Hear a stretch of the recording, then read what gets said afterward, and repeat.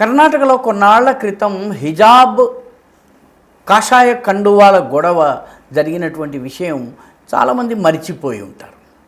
ఎందుకంటే అప్పుడు స్కూళ్ళ యూనిఫామ్లతో మాకు సంబంధం లేదు, మేము హిజాబ్లో వస్తామని ముస్లిం అమ్మాయిలు చెప్పడంతో దానిని వ్యతిరేకిస్తూ యూనిఫామ్ ఉంటే అందరికీ ఉండాలి, కేవలం హిందువులే యూనిఫామ్ పాటించి ముస్లింలు బుర్ఖాలు వేసుకుని హిజాబులు వేసుకుని రావడం అనేది విద్యా విధానాలకు వ్యతిరేకమని చెప్పి హిందూ విద్యార్థులు కూడా కాషాయ కండువాలు వేసుకుంటూ వచ్చారు. అప్పుడు కర్ణాటక ప్రభుత్వం హిజాబ్ స్కూళ్లలో కాలేజెస్లో వేసుకోవడానికి వీల్లేదని ఆదేశాలు జారీ చేసింది. వాటిని కోర్టులు సమర్థించాయి.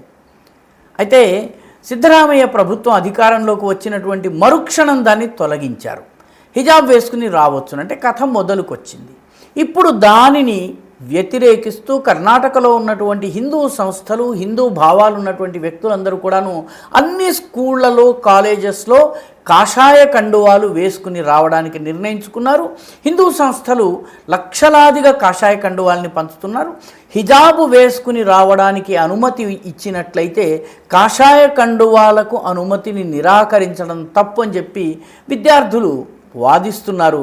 అయితే కర్ణాటకలో ఉన్నటువంటి సెక్యులర్ అని చెప్పుకునేటటువంటి ప్రభుత్వం హిజాబ్కైతే అనుమతినిచ్చింది, కానీ కాషాయ కండువాలకే అనుమతి లేదు అని చెప్పింది. ఇదేం తరహా సెక్యులరిజమో అర్థం కావడం లేదు.